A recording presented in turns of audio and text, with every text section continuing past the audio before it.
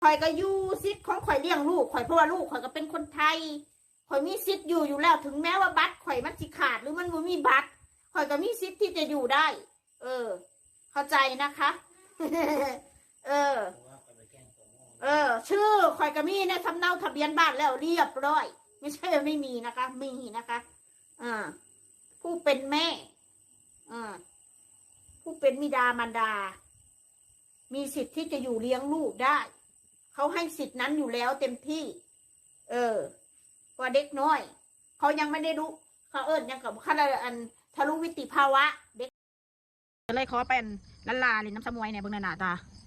ไอ้นอนหิวนอนเมื่อยแห้งอันนี้โอ้ยคันอาบน้ำดำไปยืมเงินกับว่าเราดีปอบโคตรอยากนอนแล้วอยากรับแล้วผู้ใดที่ให้ยืมให้มึงยืมซ้ำเอาจิ้มละมึงข้าก็เป็นเจ้านายพุ่นละมึงไปหายืมมึงคนข้าก็ขอไปที่แม่มึงยืมผู้ใดโง่มึงยืมกันเลยไป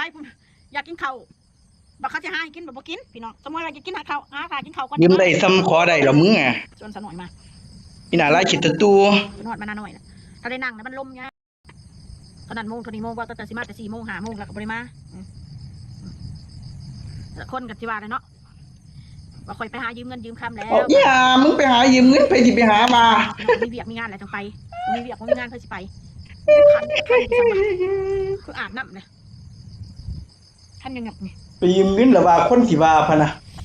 บัดนี้สิมาเบาเรื่องอันนี้เด้อเป็นหนังเด้อเราคุณ FC ที่เป็นห่วงก็ขอบคุณ FC ทุกคนที่เป็นห่วงน้องมะนาวห่วงข่อยห่วงเบาเพชรกูจะไปเป็นห่วงครอบครัวสูงมูปอบทั้งคืนกูขี้เกียจกับเบาเพชรกัน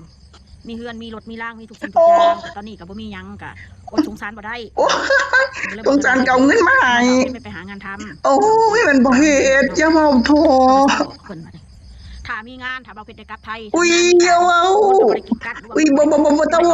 กูสิฮักแต่สูบ่เฮ็ดมันบ่มีไผมาถามสูดอกสูบ่ต้องมานั่งตอบอีปอบไปหนีเตะเอาลงทอดฟาดปากหมาดิบ่ได้ว่าสิบ่ได้ไปไปอีน่าร้ายขี้ตะตูอย่ามาตัวหลอกเงินคนมึงจะเว้าเรื่องโรงเรียนอีลิงพร้อมข่อยก็เอาลูกไปเรียนเจ้าเว้าอีเป็ดเบาเพชรก็ถ้ามีงานมีการก็จะให้เจ้าเว้าอยากอายหมาอีห่ามึงแต่ก็ YouTube นี่บ่ถิ่มแน่นอนพี่น้องมึงก็บอกไปไผบ่มีไผเขามาห่วงดุกสุดอกอาจจะหางานอะไรที่เสริมมาพอได้มีรายได้เขาได้เขาสิมาพิศวาสสิไปเฮ็ดงานบ่ไปเฮ็ดงานแล้วตะขอปอดสูนี่เซาเว้านี่เตะไม่ได้เงินเททำไม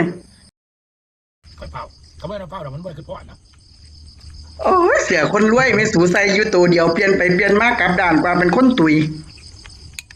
คุณหนูได้กินไปเนาะแกงติดตำเรื่องสัวกินกับปิ้งกินอิ่มหอนลงไปคุณหนูนมเลยกินนะไม่ถามเลยหอนลงไป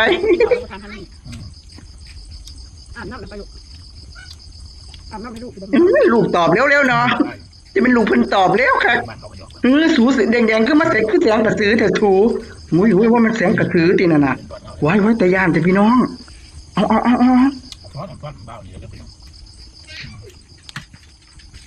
แต่ว่ากระสือก็สิบ่กล้ากินตับไตสุดดอกพอสู้ตับไตสุบ่เป็นตะกินเว้าแล้วก็ได้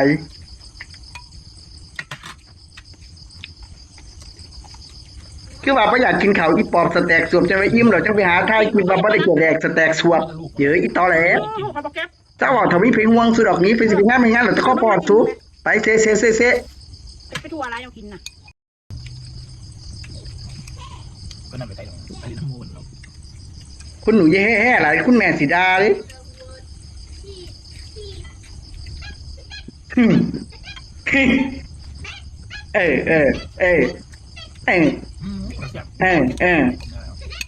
ว่าไปคุณหนูเฮาว่าไปคุณหนูเฮาว่าไปเฮาว่าเลยว่าสวนมันเลยนมใหญ่คนมีบุญวาสนาแบบมึงลมละลายกูก็บ่เอาเด้อนมใหญ่แบบมึงกูก็บ่เอาเด้อกูศัลยกรรมดีกว่าอีน่าราชิตตูอันแบบมึงบ่เอิ้นนมใหญ่เขาเอิ้นนมควายหน่อยเธอเย็นกระจกเบิ่งอีมนมันดำเข้าลายไปเบิดแล้วน่ะความบากมึงเห็นบ่แล้วปากใหญ่ซกใหญ่น่ะหน้ากระตาบออกแขนกระตาบออกเบิ่งไปเย็นกระจกเบิ่งอีมนมันดำเข้าลายไปเบิดแล้วน่ะ ความบาปมึงหันมึงเห็นบ่แล้วผัวมึงหันน่ะบักเผ็ดปากใหญ่ซกใหญ่น่ะหน้ากระตาบออกตาบออกตาบออกแขนกระตาบออกตาบออกตาบออกก็พวกบาปเลยนะบาปมันเขาเธอหน่อย